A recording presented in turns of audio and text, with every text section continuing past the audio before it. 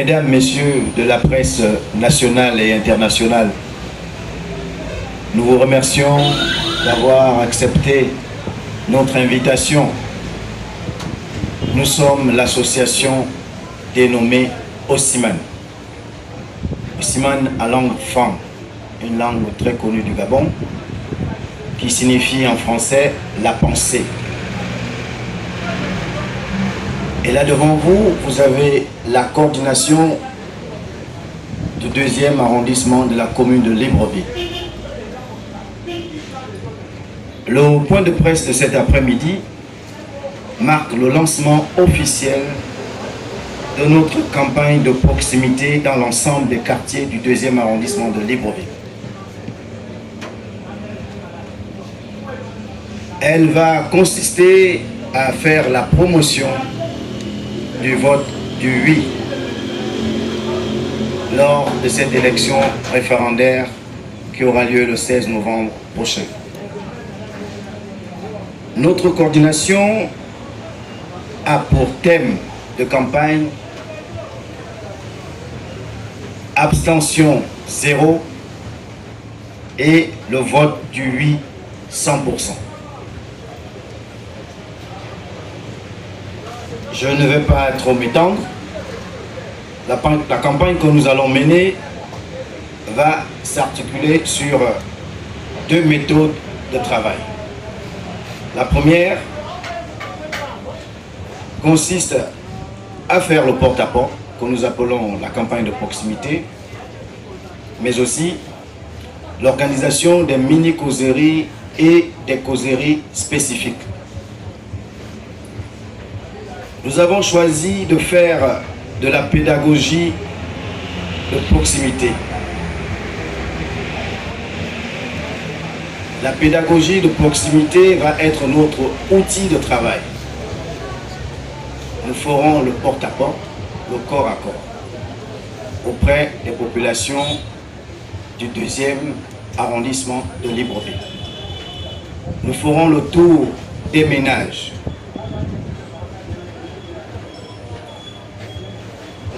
L'abstention 0 et le vote du 800%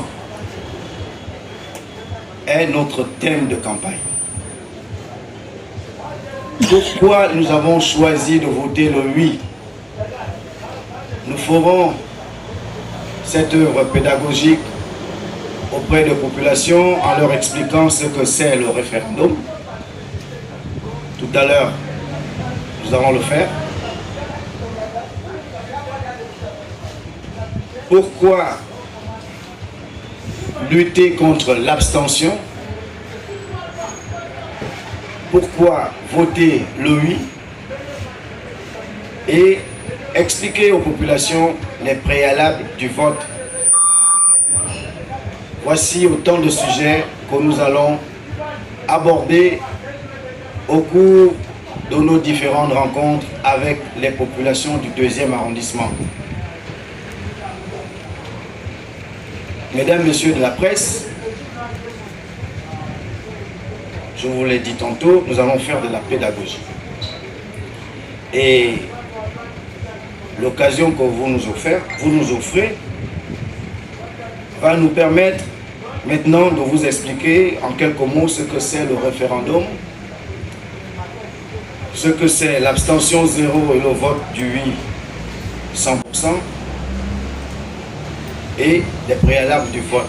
Aux activités et surtout pour nous mettre en phase avec le début du lancement de la campagne sur le référendum. Alors, le référendum, c'est un grand mot aujourd'hui que tout le monde entend. Nous n'allons pas beaucoup parler, je vais plus parler en français facile. Mais nous avons l'obligation quand même de dire le français littéraire parce que c'est la formule qui a été utilisée. Alors, étymologiquement, référendum vient du mot latin réfere, ce qui veut dire faire un rapport, soumettre à une assemblée. Le référendum est un vote direct de l'ensemble des électeurs d'un État qui se détermine sur une proposition législative ou constitutionnelle. Les choix possibles ne sont que de deux, soit oui, soit non.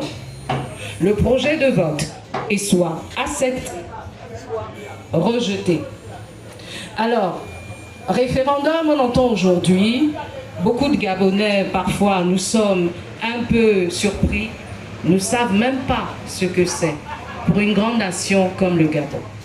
Y a-t-il déjà eu des référendums au Gabon? Oui.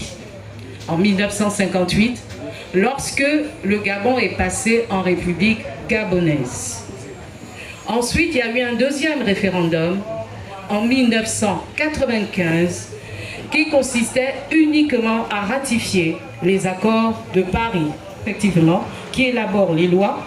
Il y a le pouvoir exécutif qui applique les lois et il y a le pouvoir judiciaire qui contrôle et sanctionne en cas de non-respect de la loi. Ça, ce sont les trois pouvoirs qui sont exercés sur le plan démocratique.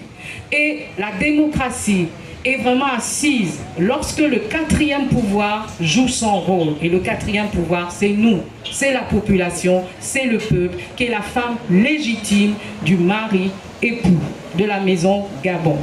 Et le référendum qu'on nous propose, effectivement, nous met en exergue que l'on puisse exercer ces quatre pouvoirs légitimes. Tout comme le Burkina Faso, le Mali et tant d'autres nations africaines qui ont eu le courage de reprendre en main leur destinée. Nous aussi, Gabonaises et Gabonais, sentons monter en nous cette soif de changement, ce désir ardent de bâtir notre propre avenir. Lors des élections passées, on va parler des élections présidentielles, locales, législatives, beaucoup parmi nous ont renoncé à voter pour transformer notre quotidien. Parce que l'espoir s'était effrité. Parce que l'acte de voter semblait avoir perdu sa valeur. Car, en vérité, voter n'a de sens que si l'on croit, au fond de soi, que le candidat pour lequel on se mobilise